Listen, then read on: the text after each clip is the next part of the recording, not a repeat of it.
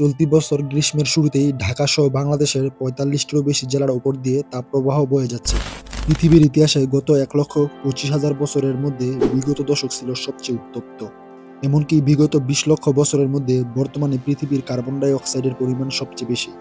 বিশ্বের তাপমাত্রা এত দ্রুত বেড়ে চলেছে যে চলতি শতাব্দীর শেষের দিকে পৃথিবীর বেশ কিছু জায়গা সম্পূর্ণ বসবাসের অযোগ্য হয়ে পড়বে।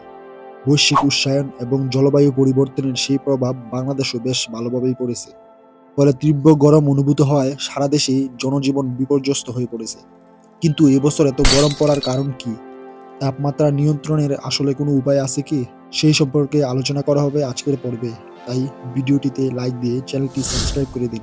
বাংলাদেশের আবহাওয়া অধিদপ্তরের গত কয়েকদিনের পূর্বাভাসের দিকে লক্ষ্য করলে দেখা যায়, বাংলাদেশের উত্তর পশ্চিমাঞ্চলের জেলাগুলোতে এখন বেশি তাপমাত্রা বিরাজ করছে।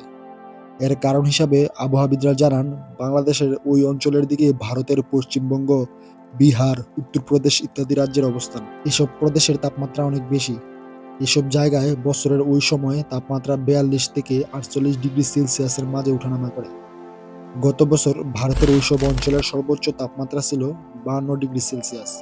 যেহেতু ওইগুলো উত্তপ্ত অঞ্চল, তাই ওখানকার গরম বাতাস চুয়াডাঙ্গা, যশোর, কুষ্টিয়া, রাজশাহী হয়ে বাংলাদেশের অভ্যন্তরে প্রবেশ করে এবং তা আমাদের তাপমাত্রাকে গরম করে দেয়।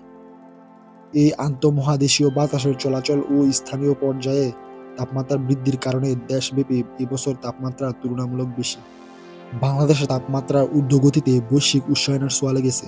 এছাড়া বনভূমির পরিমাণ কমে যাওয়া, ভূগর্ভস্থ পানির স্তর নিচে নেমে যাওয়া এবং শিল্পায়ন ও নগরায়ন বেড়ে যাওয়ার কারণে সার্বিকভাবে তাপমাত্রা বাড়ছে। আবহাওয়া ও দুর্যোগ ব্যবস্থাপনা বিশেষজ্ঞ এবং নগর পরিকল্পনাবিদদের মতে, তাপমাত্রার ক্রমশ বৃদ্ধির প্রধান কারণ বৈশ্বিক জলবায়ু পরিবর্তন, যার জন্য উন্নত বিশ্বের বিশেষ করে শিল্পোন্নত দেশগুলোকেই দায়ী করা হয়। কিন্তু বাংলাদেশের ক্ষেত্রে এই বৈশ্বিক কারণ ছাড়াও অপরিকল্পিত নগরায়ন এবং পরিবেশের অযৌক্তিক ক্ষতি করাকেই দায়ী করেছেন বিশেষজ্ঞরা। পরিস্থিতি নিয়ন্ত্রণে আনতে হলে জলবায়ুর নীতি বাস্তবায়ন করতে হবে। বিশেষ করে মেট্রো রেলের মতো বিদ্যুৎ চালিত গণপরিবহন বাড়ানোর পাশাপাশি পরিবেশ বান্ধব ভবন নির্মাণ করতে হবে। খাল, পুকুর সব ভরাট হয়ে গেছে, জলাধার নেই। এগুলোই তো সাময়িকভাবে তাপমাত্রা কমাতে দরকার হয়। নগরায়ন প্রক্রিয়ার মধ্যে সবুজের পরিমাণ বাড়িয়ে নগরের ২৫ থেকে ৩০ ভাগ সবুজায়ন নিশ্চিত করতে হবে। ভবনগুলোর চারিদিকে স্পেস বা খালি জায়গা রাখতে হবে এবং এলাকাভিত্তিক পুকুর বা জলাধার রাখতে পারলে তাপমাত্রা সহনীয় মাত্রায় নামিয়ে আনা সম্ভব হবে। যত বেশি সবুজায়ন হবে ততই তাপমাত্রা সহনীয় হবে। জলাধার থাকতেই হবে।